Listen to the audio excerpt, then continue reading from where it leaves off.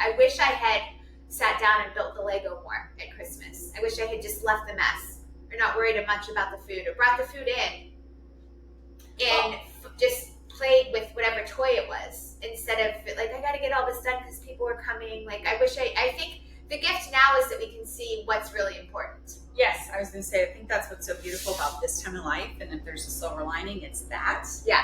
Because you have the perspective of being that young parent and how you're just like in it, right? And it just consumes you a little bit. And then when you come out of it, it's a memory of like, oh, well, it's a contrast, right? And the beauty of that is you get to do that with grandkids. You get to do it. Oh, I love that. Right? Yeah, God willing. Are so, like, I look at I remember when we were little and, the grandparents in our life, I would look at them and go, how are you doing that? Like, how are you just sitting there? Because you genuinely look like you're enjoying it. And I think just the way that life brings you along that journey, it's like, it prepares you to be a great kid by, you have it, you didn't appreciate it as much, like, because you were in it. Right. And then you get to kind of go back in and have a do-over. Yeah. To your point, those holidays where I was in the kitchen and doing all the busy work, I would see my father-in-law or one of the grandparents building the Lego and playing and pushing them around in their little carts or whatever, So those are sweet memories too. But yeah, it's funny how sweet life is and how it all like comes full circle that way. Mm-hmm. So I just have. Hello, everybody, and welcome back to another episode of Life After Kids with Drs. Brooke and Lynn. I'm Dr. Brooke. And I'm Dr. Lynn. And you're seeing the backside of London, my dear friend, my good girl. She's a dog, in case you're not watching. Golden cream retriever. English cream retriever? English cream, but she's basically just a white golden. Beautiful. If you follow us on Instagram or Facebook or even TikTok, you've seen the girls because I put them on. I mean, right? Who doesn't want to see them? They're so cute. Look at her with her baby. Anyway, thanks for joining us Merry today. Christmas. Merry Christmas. It's hard to believe. Mostly because it's June 1st. I know. And we're talking about Christmas. And look at me. Why am I wearing black? Normally I'm festive wearing my cheesy holiday sweater. And I am not today. I'm disappointed in myself. I know. And I have brown on. But, hey, we can still have the Christmas spirit. We can it's not all get about it any time of year. That's right. I just got a thumbs up on the screen. Look at that. Or I did. It's Christmas not in July or June. Oh, no, it's June. It's Christmas in June. That's right. Yeah. And we love to talk about Christmas. I mean, it's relevant to you guys, I hope. It's a different kind of holiday now if you're in your life after kids like we are. Looks a little bit different. And that's what we're talking about. We're kind of like, this is like one part nostalgia and one part just like practical application of how you can make your holidays like more intentional, more meaningful, and more connected. Yes. Holiday connection then and now. Yeah, and you mentioned, wow, we've been really beating the holidays like a dead horse here. But it is December. So you love the holidays, come on. I do, that's the problem. But I don't know if you all listening love them as much. And maybe we are beating a dead horse. But we'll find out because you will tell us. And you know what? I think it's good to talk about topics that we know about, we love, and you guys can come along for the ride. Agreed. So, yeah, I think this is a great topic. So there could be many layers to this. When I first looked at the title, and once again, we're not scripted, so you and I just start talking about a topic that we find interesting for everyone. You'll lead us through with some of your thoughts. But for me, I was just thinking as I was getting ready to turn on the camera here, there is a layer of this connection piece where like we've all become a little disconnected because we're always on our phones and social media.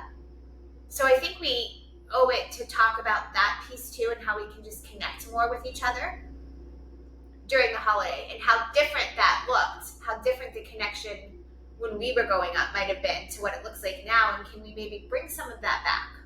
Yeah, I think there's like a bit of a sadness, right, for our kids in the fact that they don't get to grow up knowing what that's like. Yeah. Right? But change happens. Things, I think you could kind of get stuck in that, and feeling sad. Right. And I think on the other side of the coin, you just have to remember that our parents had something different than what our experience was, and we sure thought ours was better than our kids. So every generation feels that, and that's their experience. So they will have nostalgia and love around that, yeah, because they don't know any different. Right. But I also don't think it's a bad thing to try to bring some of the past, not bring the past back or relive it, but just some of those things. And I'm a tradition. I love tradition, and I don't think it's a bad thing to try to bring some of those. And I think life has a funny way sometimes of circling back. I mean, we see it for sure in fashion. Yes, what goes around, what's stylish will come around. Right, again. and I think that's true in some cases with just things that we do or say or whatever. I think it's good to pass on those stories, whether or not our kids are listening, right? But that's what we've done for years and years and years, is just kind of share the stories of your... That word felt appropriate. You know, it's in several Christmas songs, but that's what we're doing. We're sharing. That's a part of connection, especially with our kids, is, hey, here's my experience, and I'm sharing it with you, and then we're also living their experience, and hopefully they'll be receptive to some of that. I think with the Christmas and the emotion and the nostalgia that goes into it, and your kids are feeling a little bit more lovey-dovey, hopefully, at times, they'll be more open to listening to those stories. Yeah. We had a Thanksgiving. I know we're in Christmas now, but we could do this at Christmas too, where we went around the table and each of us, the kids included, but us, the generation we are at, and the older generation, shared a favorite holiday memory. And that was really fun. Yes. Because it is a way for the kids to see and hear about things that we used to do. Simple things like that, asking great questions. Yeah. Pointed questions I really around love the that. table is a super fantastic way to build connection, to feel connection. And by the way, beyond our kids, even for me, I remember my dad talking about a Thanksgiving that he had with his brothers that I had never heard the story, and so it was really sweet, you know? You learn new things. Yes. There's so many questions too we're afraid to ask of our parents because we just don't know if would that be a hard memory, or I don't want them to think I'm just asking them questions because I'm trying to stockpile everything before they die, you know? But those organic moments where stories come out and that connection comes out. Like, my husband is great at this because he is not afraid to ask the questions. I think sometimes it takes a person outside because you get very used to, you have like a certain family dynamic and everybody kind of knows the role and knows how to act, and you don't sort of tend to break out of that. So sometimes it's nice to have an outsider come in, like a spouse, and start asking questions. I've learned so much about my parents through my husband. I had no idea. Yes. And he tells me stuff about them. And I'm like, how do you know this? Isn't it unbelievable? It's so questions. True. He asked, and you know what? My friend Sarah is so good at that, to the point where sometimes I'll be like, I've been in situations with her, if you're listening, sorry I'm throwing you under the bus, but I have been in situations with her in the past where I'd be like, I can't believe she just asked that question. Because it feels like a very like personal, like something that the person might not want to share. And she's such a sweet and gentle person. It's not because it's never coming from a place of wanting to be nosy or gossipy. It's just out of genuine, I want to know your story. I want to know what you're about. So in every single time I've been in that situation, I've been like, ugh. The other person has been like, thank you so much for asking. Or they want you to know them. Most cases, and I think hopefully if they didn't, they would say. Yeah. But the holidays are a perfect time to connect and ask those questions, to your point. And I happen to love to sit down with somebody who's gone before me and older than me and hear their stories from the past. I love hearing about things that they used to do, and they love talking about it for the most part. Usually, yeah. I mean, it's so for my mom, she's a widow, and every time I get on the phone with her, sometimes I feel like I'm competing because she's my mom and I want to talk to her. So I have things that I need to tell you, Mom, kind of thing. So you're like, sometimes for fun. Well, I've had to stop myself because she lives alone. So she goes her whole day sometimes without talking to people. So I have to remember that she needs to say a lot. I might have a lot to say, but she needs to say a lot. And so with our older people that are in our lives, like, let them talk, you know. That's so sweet of you. And again, you're so good at being self-aware. And I know that's going to serve somebody well that's listening, because that is true. I mean, you could get on that phone call and be like, she's my mom. Why isn't she listening to me? I need to tell her la la la. But you have the presence of mind. Like, that's so not sweet. Always. I'm not perfect, because there's times where I'm just like, Mom, just let me talk. Like, you're talking over me. I say that, of course, in my brain. Yeah. I've said it out loud a couple times too. But I'm sure you have. But then I do try to come back to that, because, you know, when it keeps happening, I'm like, okay, there's a reason for this, and the reason is because she's just like blah blah blah blah blah blah, blah, you know. And also, I think when you live alone, you I guess need practice again with the back and forth, with the candor of just like how that works. Like, yes. You're out of practice a little bit. So patience, grace, all of that. But the point is, with our old people, let them talk. You know, they have a lot to tell. With our old people, our people of yore. How many times? Normally it's the cavemen. Now it's the people of yore. No, I mean, how should we address that with the people more senior to us? Yes, I don't know, but I can guarantee you that when I'm 70 or 80, I don't want people calling me old people. No. Anyway, I'm just teasing I get you completely. But yes, to your point, I think it's funny, because I was starting out this conversation with you thinking we were talking all about connecting with our kids, our older kids, but there is something to be said for connecting with the older adults in our life. Yeah. That's true. And I do think that they do long for that. They do want to share their stories. And we want to hear that. Those are things that we should want to connect with and hear about and want to pass down and have our kids hear too. And we can learn from them. Absolutely. Well, let's talk about our kids, because I do believe that's where we're going with the bulk of this conversation. I think so too, yeah. I personally, so this is funny, and this might be different for many of you, because we do have the phones now and so forth, but like, I honestly feel more connected now than I did when I was... What? Yeah. With Lila? Yeah. Than I did when she was little.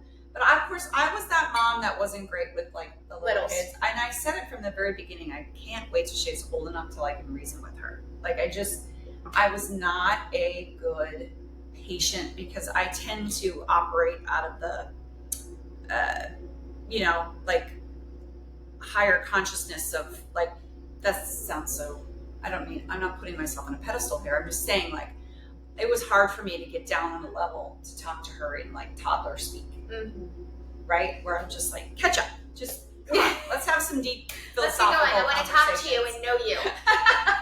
Well, you very much want to know, like, you want to go deep. You want to know a person. You want to know what they're thinking, and you can't really. That's like the most frustrating thing about a baby or toddler, is they're screaming and you don't know what they want because they can't voice it. Yeah. So you said, and actually now I hear you saying that with your grandkids. Like, I love my grandkids. I love being around them, but I really look forward to the day where they're a little older and I can really. That's your wheelhouse. Yeah, I just that was like a missing gene for me or something. And I think you can get really deep there, but I think it comes, if you have a parent who's like sort of like unpredictable at times, whether that would be, they always say that, like, if you grow up in the home of like somebody who's like an alcoholic or whatever, they are, you had to kind of know where you stood all the time. And so that was what makes it hard for me, the unpredictability of it, like a toddler. I'm like, what's going on here? You know? And again, it's not about me. But it's just interesting, like all the humanness that comes out and what you learn about yourself when you're a mother. So yes, when they're older, we can like, okay, I see where you're at. I know where you're at, and kind of, putting that into perspective. So I guess there's probably people who struggle with connecting with their teenagers though, and just like, love the baby times, you know? When they didn't talk back, or they didn't cause problems, or you were like the apple of their eye. Aww. Yeah. And there's the thing, the difference in connection, because when they were little, we were connecting, snuggling them, cuddling them, like kissing their sweet heads, putting them to bed, sharing the magic and the innocence of the holiday. But now we get to connect with them in like the joking and the deeper conversations, and then like hearing about what's going on in their life and their work. It's like now we're not connecting with a child as much as we can connect with an adult or another friend, which is really fun. It's really cool. It's kind of mind blowing, but it's Yeah. a cool opportunity, right? Yeah, I agree. We know that no matter what, time is precious, right? So I'm not sure if it's because, I think some of it is this, because we talk about these concepts of life after kids so much throughout our week that we just have a laser focus on some of these things. Yeah. And it just feels like, feels like time's going by so fast. And when you have that perspective, you just have that urgency, feel that urgency to like capture more memories, right? It's not a pressure, but there's a difference. I feel like it's just like, I want more of that. I want to just seal this and remember this. Yeah, you don't want to be as much in the kitchen all day prepping and preparing and doing the baking and the cooking. You really want to sit and look your child or your spouse or your family in the eye and have a good conversation and be in that moment and enjoy it and enjoy all the things that are happening around you. Whereas for me, I still have to work at that because I'm a doer, but I did not do that well. Like if there's one thing I could go back to when my kids were little, it would be to do less of the busy things, like that here with Mary and Martha, where Martha's in like, why isn't Mary in here helping me prepare the meal? She's sitting at your feet like loving on you. And Jesus says, well, she chose the most important thing. And you can use that as a metaphor for life too, where like don't miss the busyness and the prep and all that I have to do this for what's the really most important thing, which is the connecting and the being present. And I did not do a great job of that. I think maybe I'm being too hard on myself. I think we all can be. But if I look back in the past, I wish I had sat down and built the Lego more at Christmas. I wish I had just left the mess or not worried much about the food or brought the food in and just played with whatever toy it was instead of like, I got to get all this done because people are coming. Like, I think the gift now is that we can see what's really important. Yes, I was going to say, I think that's what's so beautiful about this time of life. And if there's a silver lining, it's that. Yeah. Because you have the perspective of being that young parent and how you're just like in it, right? And it just consumes you a little bit. And then when you come out of it, it's a memory of like, oh, well, it's a contrast, right? And the beauty of that is you get to do that with grandkids. You get to do it. Oh, I love that. Right? Yeah, God willing. Are so, like, I look at I remember when we were little and, the grandparents in our life, I would look at them and go, how are you doing that? Like, how are you just sitting there? Because you genuinely look like you're enjoying it. And I think just the way that life brings you along that journey, it's like, it prepares you to be a great kid by, you have it, you didn't appreciate it as much, like because you were in it. Right. And then you get to kind of go back in and have a do-over. Yeah. To your point, those holidays where I was in the kitchen and doing all the busy work, I would see my father-in-law or one of the grandparents building the Lego and playing and pushing them around in their little carts or whatever, So those are sweet memories too. But yeah, it's funny how sweet life is and how it all like comes full circle that way. Mm-hmm. So I just have a few notes written here, but I have, and this is kind of laughing big butt from me, it's take more pictures. If you're that person who's always got the phone out, honestly, it's such a good thing because then you can go back and if you're really driven to capture these memories, like pictures are the best way to do it. I get it's tough because it's a double-edged sword, right? Because it does interfere a little bit with the connection. I get so in it with like sitting and talking with our grown kids that I forget to take out the phone and just the normal times to just capture stuff. But that's what I have my husband for. He does a good job. And by the way, that I'm going to play the opposite card of that because I would probably say put the phone and the camera down. Not the phone, the camera down more. The phone's another conversation, but I know my family gets annoyed because I'm always trying to capture things and they think it's self-serving because I want to do it all for life after kids, but it's not. I want the pictures too. Some of it does go on our stories or whatever, but my point is, and I found myself in the past, like, just, you don't need, like, enjoy it. Don't see it through the lens of the camera. See it through your own eyes. Yeah, well, for me, what I do... So I think it just depends on the person. It does. And for me, what I do is I look back on those pictures when I'm bored in line, or I love to go through my year on a plane. Same, at the end of the year. So remember that, because we're coming up on the end of the year. Yeah, and then I always wish I had more pictures. So I guess we just need photographers following us around. Okay, let's see if that, now you threw that out, maybe that's going to happen. Kidding. That wasn't bougie. No. Not at all. Not a practical tip. I also have here for holiday connection, like if you're really like have had a year or two where with your kids where you're even they could be out of the house and then maybe with coming back with their young families and you're like, we're just passing by. We're coming together, but we're not coming together. Do you know what I mean? Catch my drift there? Then think about taking a trip. If you have the means, like get everybody on a trip together because there's so many novel experiences to travel. They just have this way of creating connection and capturing memories because of the newness of what you guys are experiencing together. I love that. And, and I would say, and I know people who have done this because we live in the suburbs, like, of Boston. But if you didn't have the ability or the time or whatever it was to go and do, like, a trip out of state or further away, what about just renting a hotel room for a night? Spending the day in the city, having a nice dinner, everybody's staying in the hotel together, you have a breakfast the next day. That's forced family fun at its finest. I always use that term. See, I love how we get creative on here because that's not necessarily something I've thought of. And two, the best part about that is you don't have one person or two people running around trying to scramble and make a meal and clean the dishes and all of that. You literally get to just be with your family. Mm-hmm. You're not doing stuff. You're being with the people that you love. That's perfect. Yeah, and to your point, when you get yourself out of, what's that you say, out of your routine, if you're feeling like it's Groundhog Day. Pattern disrupts. So it pulls you out of the normal, what you typically do. And some of us might pull the other card and say, yeah, but I like my traditions. I like my holiday the way it is. But sometimes if you're feeling a little blah, you need that extra connection. That could be a good way to do it. That or holidays are usually multi-day type of events. If you have your family visiting, so one day. So it doesn't have to be on Christmas. Right. So one day could be let's recreate, let's be in the home, let's do all the fun things, let's do the things we love. And then the next day could be like, let's go do something new. Let's go ice skating.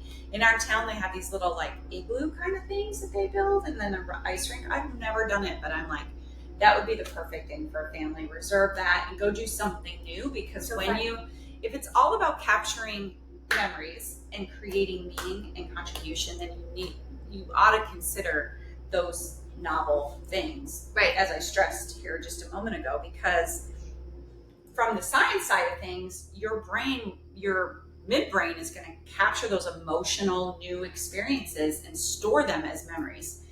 The same thing, unfortunately, if you did the same thing every year for 10 years and then you tried to remember the 5th year, you won't.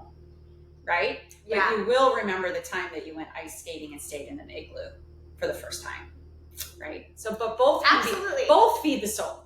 Both are good. So good. And it doesn't have to be either or. If you have multiple days with your family, it could be both and. If you have one day, maybe half the day is, right? Here we get creative. Half the day, let's do the thing and do the routine. And then the second half of the day, we're going to go volunteer at a soup kitchen or whatever. Yeah.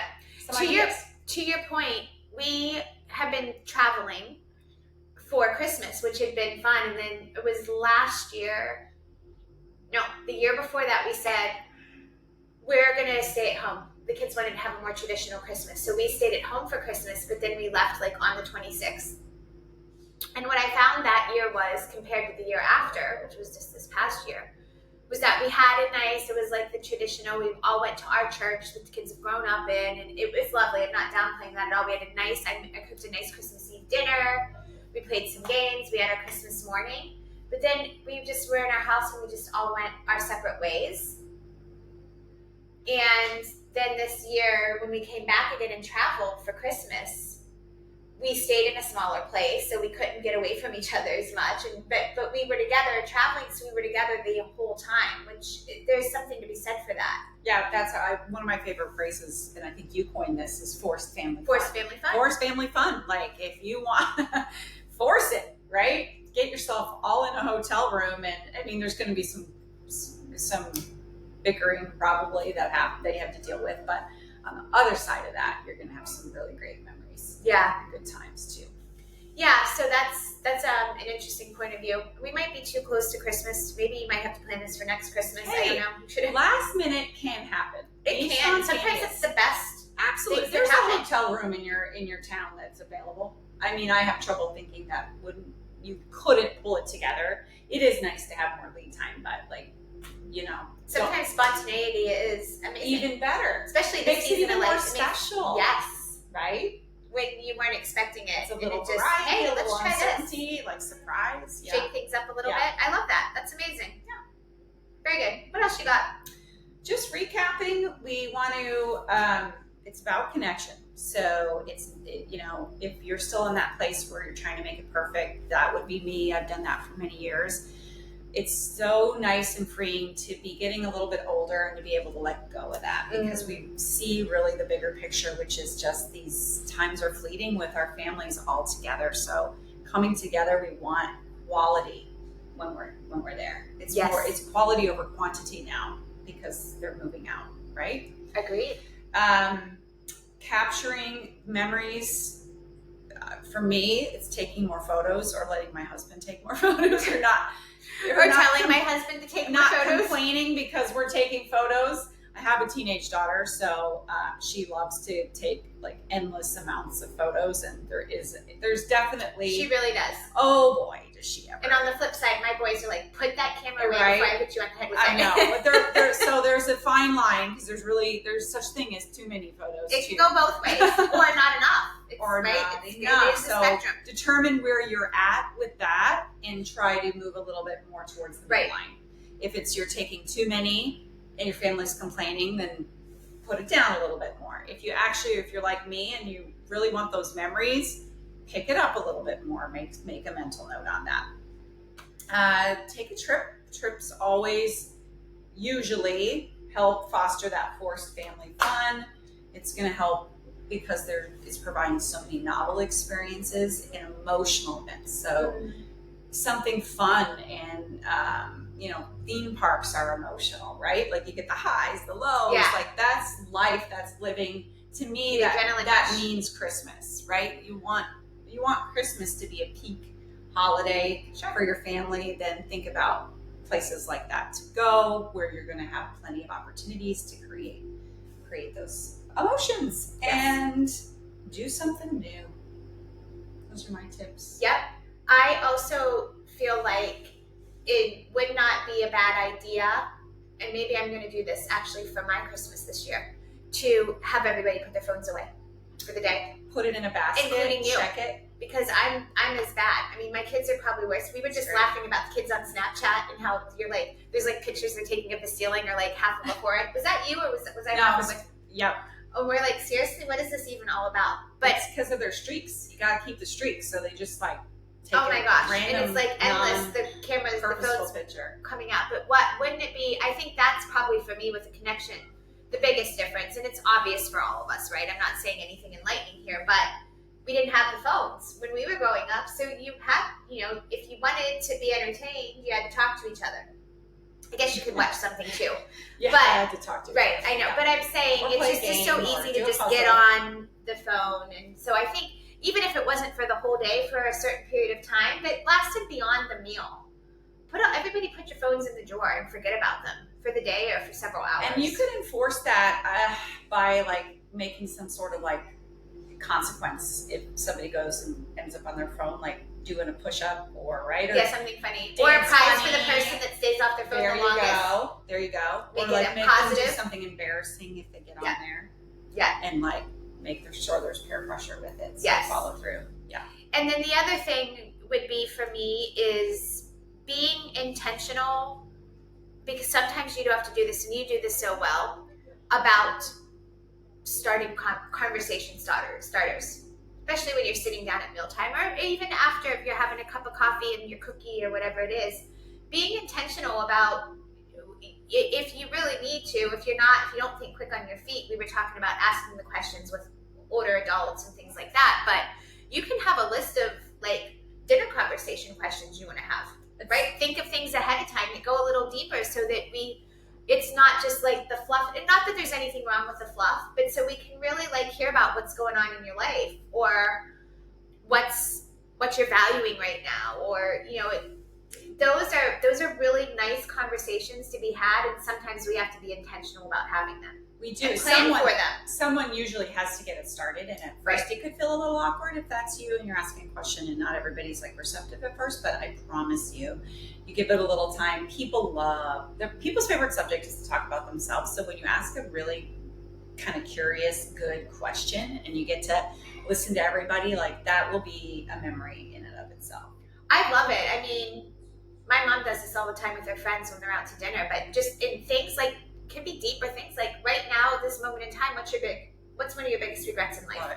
And that doesn't necessarily have anything to do with the holiday, but we can start to have these meaningful, connective conversations. It's just taking the conversation a little bit deeper, other than like small talk and the election and this and that. Exactly. Or the things that we could be arguing with each other about. Like Stay away maybe from we that. can find some common ground and learn about each other. I do want to add before we finalize here that think about connection, because as we know, as you get older, connection, your social network, it will literally keep you healthier, happier, and potentially even live longer with your social network. So think about radiating out and getting out and connecting with friends and family that you haven't, extended friends and family, I guess, that you haven't seen in a while. So that was something, I think this was what sparked this conversation, and some of our conversations about Christmases, how they were different. But I mean, I come from back in the days where people just showed up at your door and rang your doorbell. Someone does that today. Have you seen the reel about it? It's like, who's here? Everybody, hi! Is this a home invasion? Hit Like, the floor! But really, like we did that, and we'd have the dining room table set because you knew people were didn't coming. know when they were coming, but we expected that they would eventually show up. And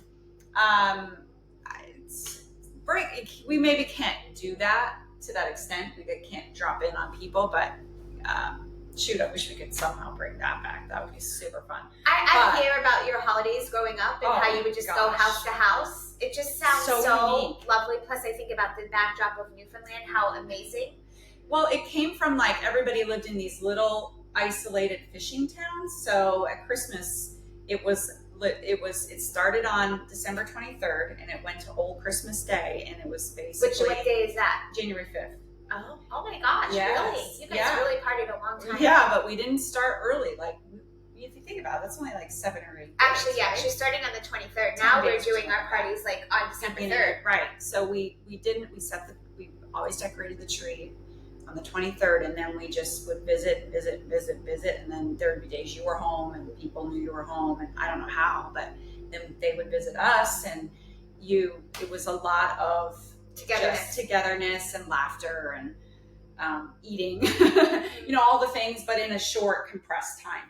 Yeah. I think I would love to, we're in a new town, we moved, so I don't know how we would make this happen. And plus, I don't know that we're going to be traveling this year.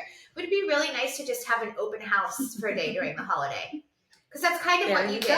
And just let everyone say, hey, no pressure, but the house is open from whatever, 1 to stop by, we'll have drinks, we'll have, and just. I want you to do that. Okay, why are you laughing at me? Are you going to fly here? I'm not.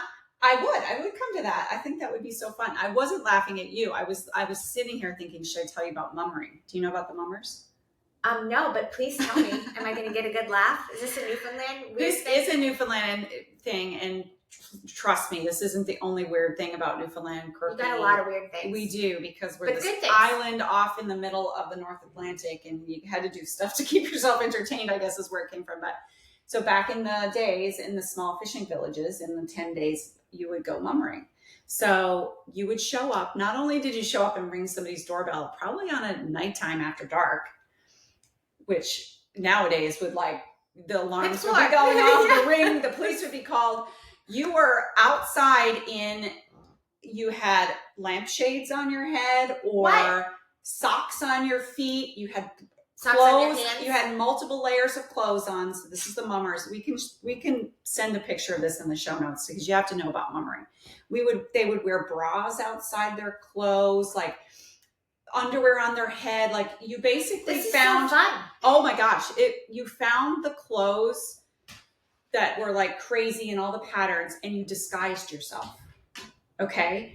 And then you go from house to house and you come in and because you're in a small town, everybody knows each other, but you've got 5 people sitting in your house and they're not talking and you got to guess, but eventually you pour up the black rum and everybody's drinking and the music comes on. We've got a kitchen party and the accordion and the ugly stick, which is another whole thing. Oh my gosh. This is like, do you remember this? Is this stories that you're told? No, there's, the mummer song, we have the mummer ornaments, like mummering is a big deal. And then you have to guess. So you eventually guess who they are and then they move on and it's like a pub crawl. You just go house to house. Do you put all of that garb back on? Like you put your underpants back on your head? Yeah. Do it again? Well, you don't take it off.